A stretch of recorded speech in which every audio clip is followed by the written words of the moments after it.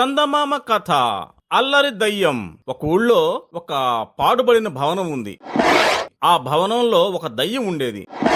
అది ఒక అల్లరి దయ్యం. ఆ భవనం ఎన్నో వందల సంవత్సరాల క్రితం ఆ ప్రాంతాన్ని పరిపాలించిన రాజుకు చెందిన భవనం. అయితే అప్పట్లో ఆ ప్రాంతాన్ని పరిపాలించిన ఆ రాజు దయ్యమై ఆ భవనంలోనే ఉంటూ ఉండేవాడు. ఆ దయ్యం ప్రజల్ని భయపెట్టడం, హింసించడం చేసేది కాదు. కాకపోతే ప్రజలే దయ్యం ఉన్న భవనంలోకి వెళ్లకుండా జాగ్రత్తగా ఉండేవారు. ప్రమాదకరమైన దయ్యం కాదు కాబట్టి ఏ భూతవైద్యుడినో పిలిపించి ఆ దయ్యాన్ని పట్టించాలన్న ఆలోచన కూడా రాలేదు. కానీ ఆ దయ్యానికి ఒక చెడ్డ అలవాటు ఉండేది. పగలంతా నిశ్శబ్దంగా ఉండేది. రాత్రి అయ్యేసరికి మాత్రం తన విశ్వరూపం చూపించేది. తన భవనంలోనే బాగా అల్లరి చేసేది. నోటితో విచిత్రమైన శబ్దాలు చేసేది.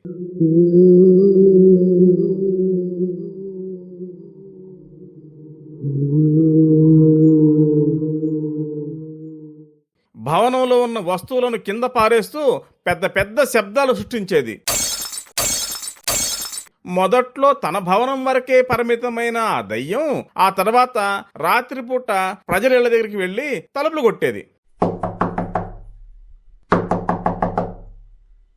తలుపులు తెరిచి చూస్తే ఎవరు కనిపించేవారు కాదు. తలుపులు వేసుకుని లోపలికి వెళ్ళిపోయేవారు. మళ్ళీ తలుపులు కొట్టేది.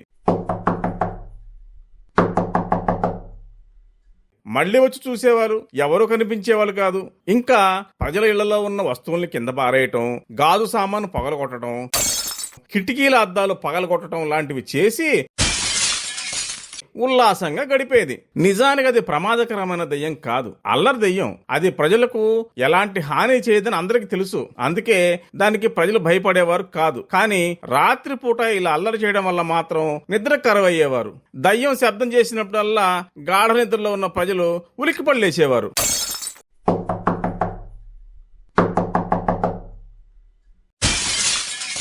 ఇలా చాలా కాలం కొనసాగింది. అల్లరి దయ్యం కారణంగా ఆ ఊళ్ళో జనానికి నిద్ర కరవైపోయింది. దాంతో ఆ దయ్యాన్ని భూత వైద్యుడి చేత పట్టించి సీసాలో పెట్టించాలని కొందరు పెద్దలు ఆలోచించడం ప్రారంభించారు. అయితే రాము అనే కుర్రాడు మాత్రం పాపం ఆ అల్లరి దయ్యాన్ని అలా చేయవద్దు అన్నాడు. అల్లరి దయ్యం అల్లరి మానేసేలా చేస్తానని చెప్పి పెద్దలను ఒప్పించాడు. ఒకరోజు ఒక్కడే ఒంటరిగా ఆ దయ్యం నివసిస్తున్న పాడుబడిన భవనానికి బయలుదేరాడు రాము.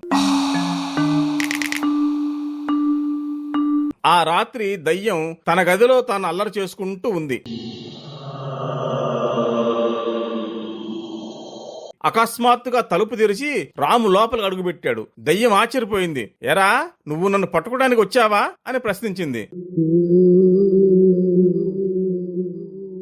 రాము నవ్వుతూ, అయ్యో, నేను అందుకు రాలేదు దయ్యం గారు. మీరు ప్రతి రాత్రి ఇంత అల్లరి చేస్తూ ఉంటే మా ఊళ్ళో వాళ్ళకి నిద్ర ఉండటం లేదు. అనవసరంగా తలుపులు కొట్టడం, కిటికీలు పగలగొట్టడం, గాజులు పగలగొట్టడం ఎందుకు అని అడిగాడు. దయ్యం కళ్ళు గిర్రం తిప్పుతూ, ఏం చేసేదిరా, దయ్యాలకి నిద్ర అనేది ఉండదు. ఏదైనా చేయకపోతే విసుగ్గా ఉంటుంది అంతే అంది. అప్పుడు రాము, దయ్యం గారు, మీరు ఎప్పుడైనా నిద్రపోవడానికి ట్రై చేశారా అని అడిగాడు. దయ్యం ఆశ్చర్యపోయి, ఏంటి, దయ్యాలు ఎప్పుడైనా నిద్రపోతాయా ఏంటి, ఇదేమింత ప్రశ్నరా అంది. అప్పుడు రాము, నీకు నిద్ర గొప్పతనం తెలియకలా మాట్లాడుతున్నావు. ఒక్కసారి హాయిగా నిద్రపో, అప్పుడు నీకు నిద్ర అంటే ఏమిటో తెలుస్తుంది. నిద్రపోవడం వల్ల నీకు ప్రశాంతంగా ఉంటుంది, అల్లరి చేయాలని అనిపించదు అన్నాడు. తనతో పాటు సంచిలో తీసుకెళ్లిన మెత్తటి దిండు దానికి ఇచ్చాడు. దయ్యం తొలుత సందేహపడ్డా రాము చెప్పిన మాట నిజమా కాదా అని పరీక్షిద్దామని అనుకుంది. దిండు వేసుకుని చక్కగా పడుకుంది. కాసేపట్లోనే గాఢ నిద్రలోకి జారుకుంది.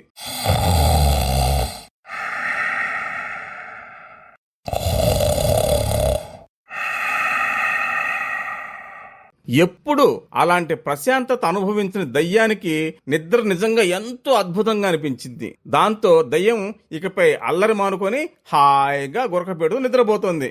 అల్లరి దయ్యం మంచి దయ్యంగా మారిపోయింది. ఊరి జనానికి నిద్ర సమస్య లేకుండా పోయింది. ప్రజలందరూ రాముని ప్రశంసిస్తూ, అల్లరి దయ్యాన్ని కుంభకర్ణుడిలా మార్చేశావురా అంటూ నవ్వుకున్నారు. దానికి రాము, అది నా గొప్పతనం కాదు, నిద్రలో ఉన్న గొప్పతనం అది అన్నాడు. అలా రాము ఒక్క ఉపాయంతో ఊరంతా ప్రశాంతంగా నిద్రపోయేలా చేశాడు.